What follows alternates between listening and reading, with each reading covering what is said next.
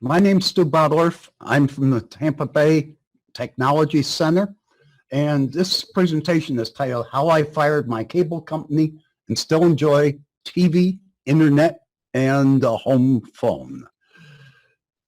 Let me go back to the beginning.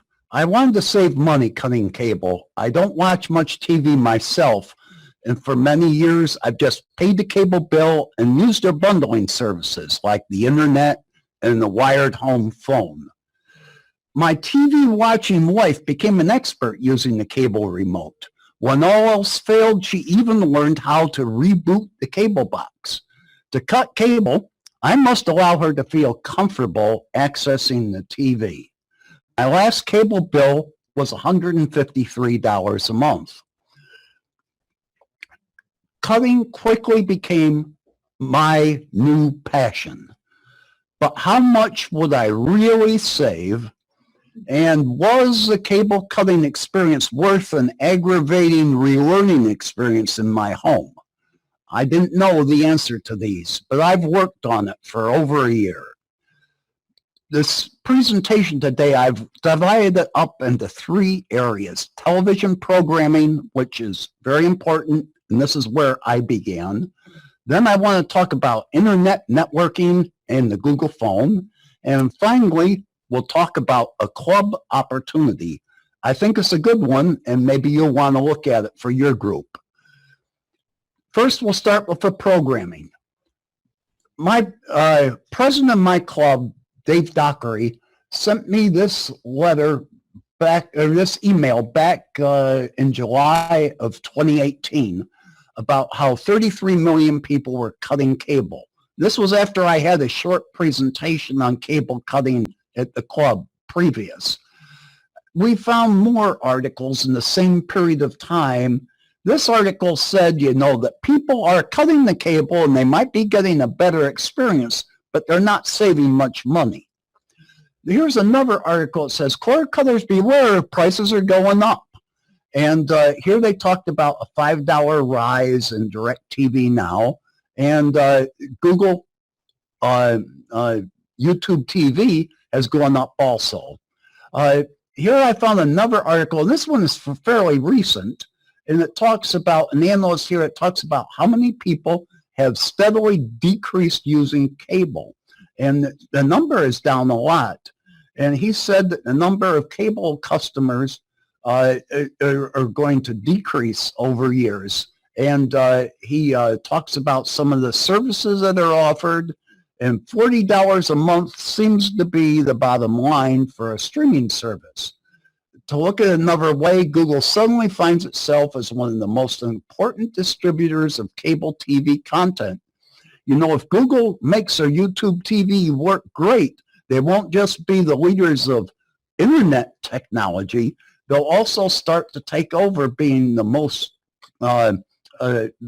important distributor of TV in the home. Last September, I did the first presentation of this subject, cutting the cord. And we had an overpacked meeting house that afternoon. And I repeated it again in November, and we did it in the evening, and we had a good crowd there also. Seems like people were interested in cutting the cable. About 9 months ago, Huey Poplock, who lives down in Bradenton, did the presentation for your afternoon group, the virtual technology conference, and his subject was cut the cord, things to consider before firing your cable company.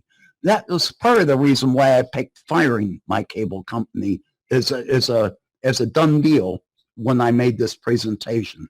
But one of the things that came out of Huey's presentation, he said, or somebody said, TV as we know it will disappear in the next few years.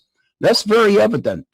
And the items I initially considered when I first started doing this, on the TV side, the antenna, streaming packages, both free and paid, new hardware. What new hardware would I have to buy? Do I need a virtual private network? What is IPTV? I had never heard the term before. And on the internet side, what do I need to do to keep my Google Home phone, the voice over internet protocol? First, we looked at the antenna. As you can see, there's a picture of a small antenna on the top and the bigger antenna on the bottom. I've got one of each. My one on the bottom is in my crawl space in my house. For those of you that live in the north, we don't have attics in Florida. We have crawl spaces. And so I have one up in the crawl space that I've learned to like. The antenna is the smallest cost. They'll give you the greatest savings. Almost everyone in our county is within the Tampa antenna coverage area. The transmission is from Riverview, which is less than 45 miles away across the bay. And the average, most people can get at least 30 channels. And now some of them might not be the channels you want to watch, but they are out there. If you go to a site called tvfool.com and put in your exact address and you put in the height of your antenna, they'll draw you a map similar to the one shown on the left. And it will show you what direction you need to point in to get different channels in your area. And they color code them. The ones in green you should be able to get with an indoor antenna. The ones in yellow and pink you need an outdoor antenna for. And down on the bottom, they give you more information. Some of the channels don't broadcast on the frequencies, the displays on the TV. They broadcast on a different frequency. And so you can find that information out on the bottom. Turns out, in my area, you need to point the antenna 105 to 109 degrees or east-southeast. And so I took our club, I took a Google map of our club, looked at the satellite view, blew it up, and kind of tended to draw where we would need to point an antenna if I did it inside our clubhouse. If you look back right where that red arrow is, you'll see that's about where our clubhouse is inside this office complex. 105 degrees southeast. It means that you go through lots of walls in this building. I'd say 6 or 8 walls, some of them concrete block. You have to go through the corner of another building, and across the street there's other buildings. Not the ideal location, but I was able to bring an antenna in, a little TV, and we were able to get like 20 channels inside this crowded area, even at our club location. The antenna costs, cheap antennas like the one on the top are maybe $10, and you can get a very fancy one for $100. You might have to pay somebody a few dollars to put it up on your roof if you're going to. Buy an antenna with an amplifier if you're more than 30 miles away from the transmitter. It's worth the extra cost. It's only like an extra $10 in cost. Buy it from somewhere where we can return it if it doesn't work. The antenna is the smallest cost that delivers the greatest savings. This is a picture from Pat's setup. She used to brag she got over 70 channels from her house, and some people didn't believe her. So she took a scan of her channels, and at the time she got 76 channels on her TV set with an antenna. And right now, this was done months ago. Right now, one of the channels has put 2 more channels online. So now Pat gets 78 in this location. TV guide. If you need a TV guide for all those local stations, you can go to titantv.com. They have apps for Google and for Apple. And you can get one of their apps and put it on. You'll notice that their screen looks much like the old TV guide. They're color-coded, different color for movies, for sports, for news, and so on. And you're able to see what's on every one. You just have to pick up here at the top, broadcast stations in the bar instead of the cable TV. You can record off off your antenna connection too. The silicon dust and TiVo make very nice boxes. Some of these boxes get to be expensive though, and some can record at 4 stations at the same time or play back 4 tracks at the same time to different TVs in the home. Some of them are very nice, and but they are expensive. Doing the math, my present cost of cable is $153. If we can get by in the house with just an antenna, I would save $1,836 a year. That would be very nice, and maybe a one-time cost of $100 to $200 for the antenna. Everything else we're going to talk about today involves internet. And so somehow you have to realize internet has a cost. How much does internet cost? Somehow at the time we thought $40 or $50 a month might be a fair price. Do you need wireless? For a Fire Stick, you do. So maybe you want to learn those things before you start buying things for cutting the cable. Where do you buy your present internet? Unfortunately, I bought my internet from a local cable company. We have 2 local cable companies, and both of them run through my backyard, and I could go with either of them. My present company if I drop my TV watching, I have to pay $75 a month for just internet. If I'm a new customer walking in the door, they'll give it to me for $45 a month. They charge me $30 a month just because I'm a present customer.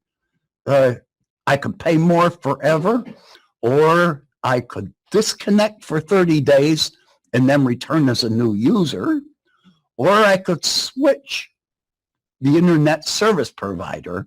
I could switch from one cable company to another, or I could try to use a different internet technology. Talk more about that later.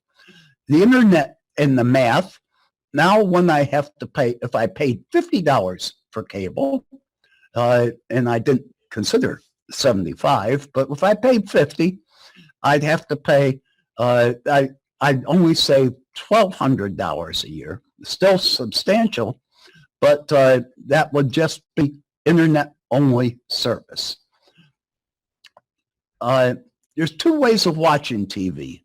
You have to figure out in your household what you want to watch before you pick the streaming source. If you watch TV in real time as it's broadcast, then you probably want to look at these types of clones: Sling, YouTube, DirecTV, and PlayStation View. I think DirecTV now is called ATT DirecTV or ATT TV. The millennial way of watching is people that watch this way like to watch when they want to watch and when they want to choose to watch. Sometimes they like to binge watch. They could spend an afternoon watching 10 episodes of a show. And they could fast forward and skip commercials. Streaming on demand clones or services you might use are Netflix, Prime, Vudu, Hulu. There's a bunch of them out there. But you see, you use different sources for how you like to watch TV. That might help. There are a couple free streamers, and some of them are very good, and they are 100% legal. Pluto has a very nice service they've offered that's been up for 2 or 3 years, where they've got movies, news, sports. There's some nice things on ABC, CBS, NBC has things. One of the first presentations I made of this, one of the gentlemen in the audience was an investor and had a need to know CNBC. He wanted to know if he could see CNBC with a free service. And we found out that it does exist on Pluto, and it's on 24/7. So if all you needed to watch was CNBC, if you got Pluto, you could watch it. There's also another service called EarthCam TV, where you can see different views from around the world 24/7. It's kind of nice. Sometimes I like to watch it instead of just watching a blank screen. If I'm conversation in the room, you might want to put this up on the wall to see. Newsmax TV is another service I watch a lot of. It's more conservative talk station. And there's also special interest groups, religious and shopping networks. But remember, it all requires an internet connection. And remember, this is all 100% legal. I call it my white area. And you'll see there's some paid streamers out there too. And these are 100% legal. Some of the services, I mentioned them before, Sling, YouTube TV, DirecTV, PlayStation View, they're going to cost you $27, I think is the cheapest right now. And I've found PlayStation View has a service that goes for $85 a month. So some of them are expensive. On-demand media, you pay $10 and up, depending upon what kind of programs are on them. Amazon, Showtime, HBO, you can find all kinds of pay services that are out there, and these are 100% legal. This is always in the white area. So if I take the antenna and the internet and YouTube TV, I had YouTube TV for a week. They'll give you a free week's time to try it, which is nice because you can use it and see what it is. Here I'd save only $53 a month, and I'd only save $600 a year. The savings isn't as good as what it was before because I've got to pay $100 a month just for the internet and just for the service I'm using. And I need a one-time cost. I'd probably have to buy something to make it work, or I could use a TV. So if I had more than one service, like I have Amazon Prime also, I cut my savings down by $12 a month because I've got to pay for it also. And so you see additional services. If I added two expensive services in here at $50 a month, I pay more for this service than what I would for my present cable. That's not good. So let's look at, depending upon your TV, streams may require wireless internet plus an add-on. And most people, when they think of add-ons, think of Roku, Amazon Fire Stick. Apple TV makes a very nice add-on too. Most times people think of the Amazon Fire Stick or the Roku, but the Apple system probably is the best one. The only trouble is it's very expensive. The Apple system, I think, lists in price for $179 to buy the box here. Nice thing about it is a box that has a port for an Ethernet plug, so you do not need wireless with the Apple TV. The Roku streaming stick is nice, but it uses a proprietary operating system. And on the proprietary operating system, we cannot add different tools on it. You can add what Roku allows you to add to the system, which means they're always add-ons from Roku. The Amazon Fire Stick has been the way I've tried to work things because it uses a version of Android that we can sideload different applications on. The hardware here, let me talk about some of the hardware. You can buy a NVIDIA Shield. It's probably the best device you can use for streaming. It costs $179, and sometimes it's on sale for $139, but you never see it less than that. NVIDIA Shield is very nice. It uses a version of Android called Android TV. Android TV exists on very few devices, and it is a very nice operating system. The Amazon Fire Stick, let me point out here, the newer Fire Sticks all come with a remote that has a power button to turn your TV on and off, which is located at the upper left of the remote. And it comes with a plus and minus key down here that allows you to regulate volume, and has a mute switch on it also. This made the Amazon Fire Stick something that my wife could learn to use. She could turn the TV on and off and change channels all with the same control. She had problems trying to use two controls at the same time. There is a version now of this Fire Stick that is made for 4K TVs, and the 4K one costs $50. I think the other one costs $30 or $35. They were $15 and $25 a couple weeks ago when Amazon had their Prime Days. So you will find them on sale. Sometime look at Best Buy. They match the Amazon prices. Look out for these boxes. You'll see them advertised often on Amazon or other places. They're Chinese boxes that they say they have very good specs. They have, some of these have more, like the one here on the bottom has more RAM than what the Fire Stick or the NVIDIA Shield have. But if you read the reviews, look down on the bottom and read the reviews, and you'll find that many of these start off very good, and they have a heat problem, and within a week they've burned up and there's nothing left after them. I've never burned up a Fire Stick, and I've run them 24/7, so I feel a lot better there. There are some free streamers that I call my less white area. There is one called Mobdro, and you can get this and sideload it on your Fire Stick very easily. And this will get you lots of live TV, the things you normally would have on your cable TV, things like CNN News, House and Garden, those kind of channels. There's another one called Cinema Free.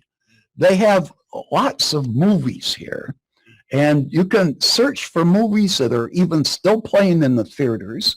You can search for movies that are older. You can search by name, by genre. It's a nice utility if you like to watch movies. They have archived TV shows in Cinema Free also. We found there was something like 20 years of Law and Order that's archived. Every episode. You can watch everything from when it started. If you was a binge watcher, this would be ideal for you to use. So these can be viewed on a phone or a computer also. These utilities, they run off an APK. So as long as you can install an APK on your Android device, it works. I call it less white because I have no idea if Mobdro or Cinema Free have paid any copyrights. To be safe, you should use a VPN, because that way whoever you're buying your internet from cannot tell that you're streaming content that might not be legal. VPN, a virtual private network, is an encrypted tunnel that exists between your Fire Stick or whatever device you're using back to the VPN server. And it's like a pipe. All your information is inside the pipe. Your internet service provider passes the pipe, but they can't see inside of it. And so they can't see inside your tunnel. And so this makes sure your internet service provider cannot see what you're doing with your with your internet connection. This also works very good for other transactions you'd use in the home also.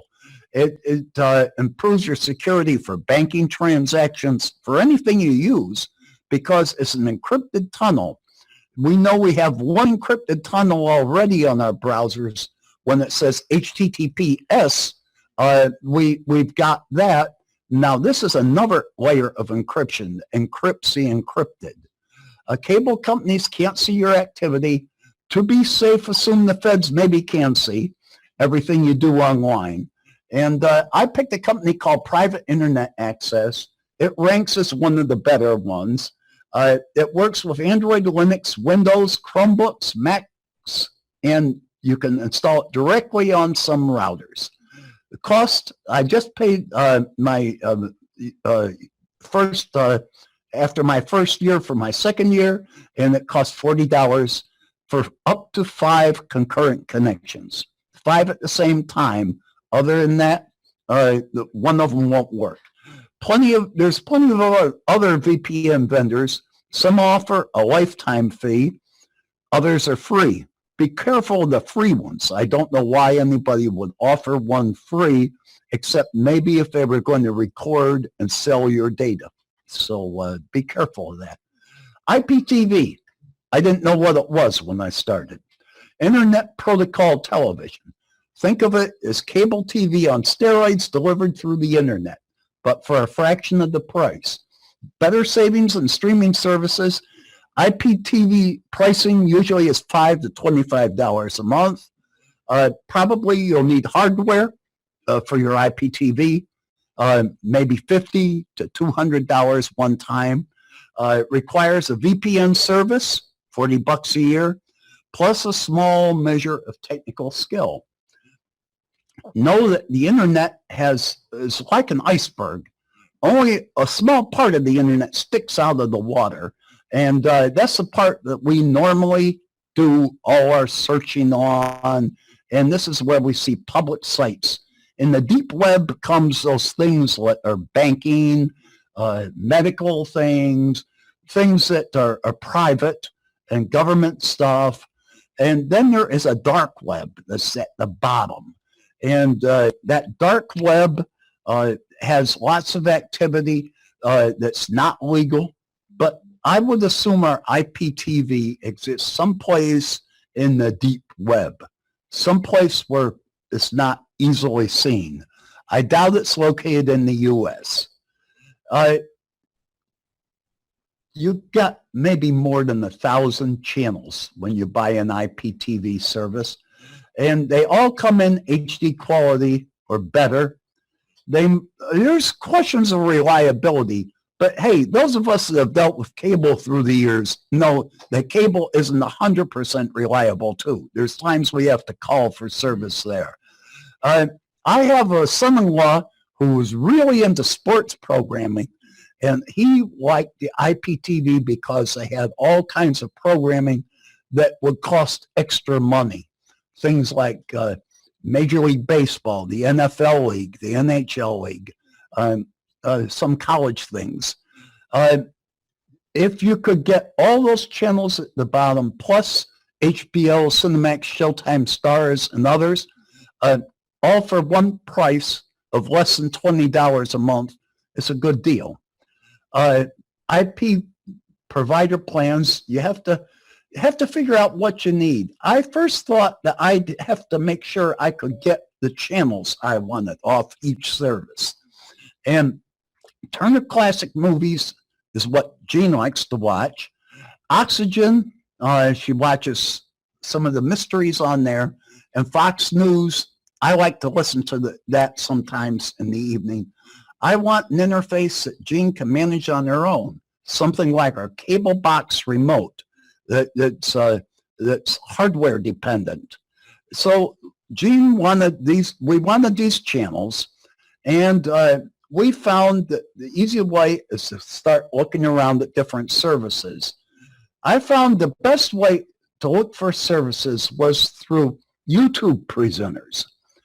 Google, Amazon, and Facebook, they all limit content about IPTV. They're hard to find information out about them. Even if you put in the direct names of some of the vendors, you won't get links. The best place I've found to get links is in the YouTube descriptions, where it says below the picture where it says, click here for more info. You'll find a lot of info there. These two presenters, Electrical MD and Troy Point, I found have been excellent presenters. They say things straightforward. You can get a lot of good data from them. I subscribe to their newsletters and look at them often. IPTV Providers. I've checked these services. There's a service called Gears Reloaded. It costs $18.75 a month. Area 51 has an APK, and a 2-user license is $5 for every month, or I pay it $15 every 3. And the Players Club spelled with K, has a new APK, and it costs $5 a month. There are lots of others. I've just listed some names here. There's lots more. All you have to do is start looking around in the YouTube section, and you'll find lots more. So if I did my math here, in my present cable, if I paid $50 for my internet, and then I took all those other things I'm doing, the Gears Reloaded, the Area 51, the Players Club, the VPN, I'd be spending $82 a month, and I'd save $70 a month. I'd save $800 a year, and I receive lots of additional program content I did not receive before. I've loaded some utilities on my Fire Stick. I just wanted to show some of them here. I loaded that one at the top up here is for speed testing and range finding, and you can see pictures like this. You can make sure you find your signal, get in the right place for it. The downloader is an Amazon utility. You get this, and then you can get all the others here. Got to get this one first. Troy Point has a rapid app installer I've used. Aptoid, Speed Test, ES File Explorer, Mouse Toggle, Send Receive, Set Orientation, some Android utilities, and I've even loaded the Chrome or the Silk browser. And all these things come for free. None of this costs any money. And so you can put it all on the Fire Stick. So still have plenty of room. I bought a few hardware things for the Fire Stick also. And I bought this Bluetooth mini keyboard mouse so I can type things in easily. If I need a mouse, I just need to brush my finger across the pad. I use some gender changers here so I can keep the Fire Stick in front of the TV, and I don't have to keep constantly going in back of the TV, plugging things in and out. And finally, I just broke down and bought a USB on-the-go cable. This will allow you on the Fire Stick to take some information if you downloaded something, to download it and take it off the stick, or to put something on the stick you got from elsewhere. Cost of internet access. We got to get through this. The internet service providers I found were expensive. If I bought the service, keep the service I've got, I pay $75 a month. The new customer with the opposite cable company at the time cost $55 a month, and I had to do a 2-year contract. Fios isn't available in my neighborhood, but I did learn on this list, the one on the bottom, Beverly pays $500 a year for Sprint Calit's 4G hotspot service, and she was paying $42 a month. And I was looking to find a way, could I do better than these? I learned there's something called an unlimited discounted nonprofit reseller plan. It came about because a company named Clear Communications came to the FCC. Clear was from New Zealand, and they came to the FCC and wanted to distribute internet signals, streaming service via my cell phone, and they wanted additional frequency spectrum. They had a service called WiMAX they wanted to use. This was in the early 2000s. They were well ahead of their time, and the FCC granted them the extra frequencies they wanted, but made them add this plan called an unlimited discounted nonprofit reseller plan in return. In time, Sprint bought out Clear Communications, and Sprint owned the WiMAX network. Over time, Sprint spent their time and money developing their Wi-Fi network. Eventually, they eliminated the WiMAX network, but the unlimited discounted nonprofit plan stayed, even as they developed into a 4G LTE service. Eventually, Sprint offered hotspots for their customers, of this unlimited discounted plan, and Franklin and Cool Spot hotspots were there. There's also a company called Mobile Beacon that licenses some of this for nonprofits. I looked in, there's only two ways to buy this unlimited discounted nonprofit plan that I can find.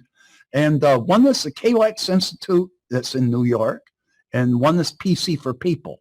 The KLEX is the one that Bev had, and she pays $500 a year for a membership. And because she's nice enough to give them $500, they give her a hotspot and a year of internet service in return. PC for People has a different routine. You pay $80 outright for your hotspot, and you pay $135 a year for your service. When KLEX, you get the hotspot with the SIM set up in it. Oh, they also give you a T-shirt, and you become a KLEX member. And they also give you, I think, a VPN. I heard that also.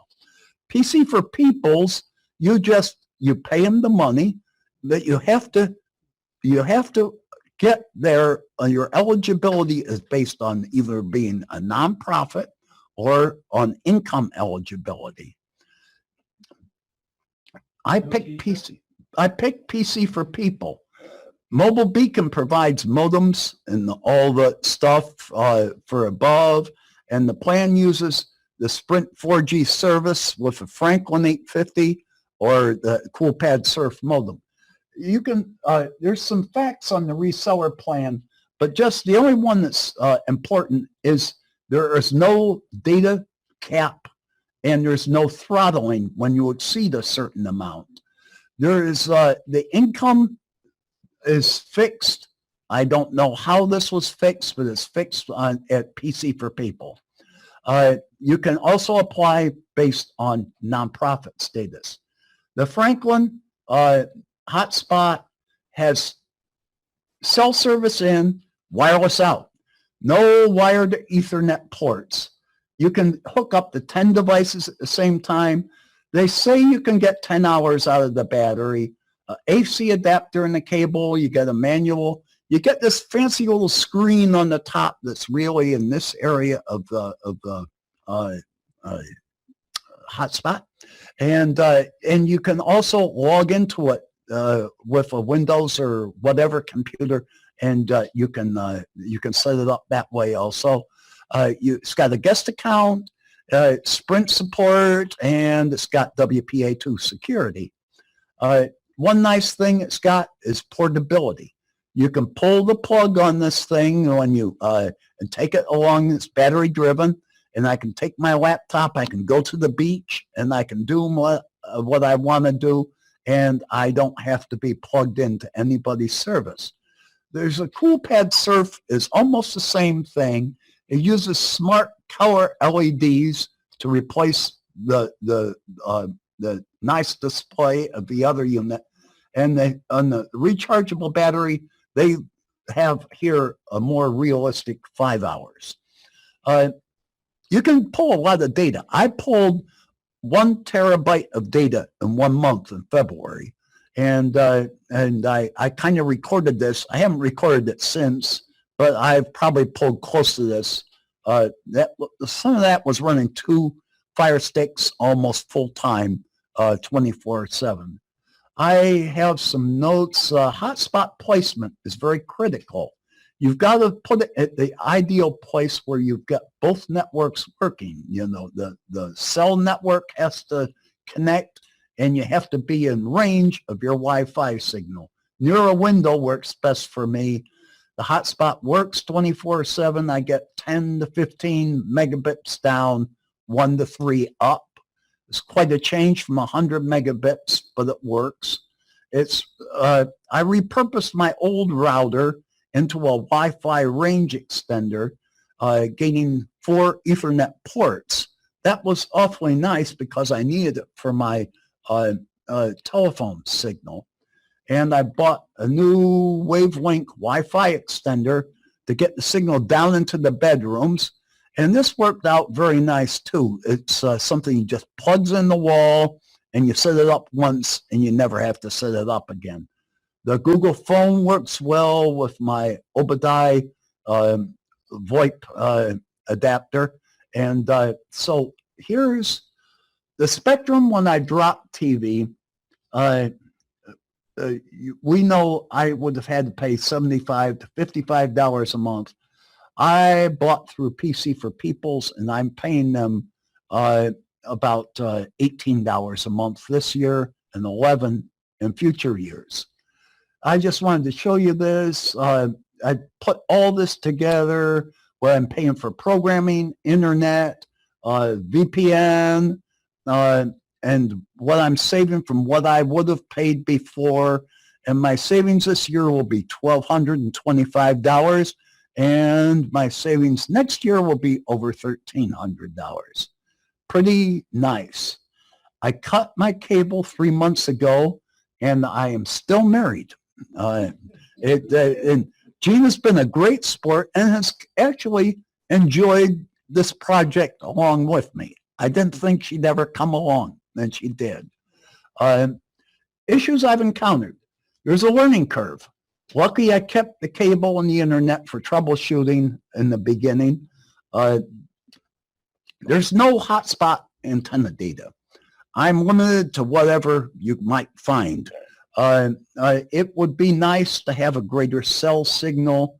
I understand there are antennas and there are amplifiers, and I know very little about them, so I'm still looking for help with a 4G cell antenna or amplifier.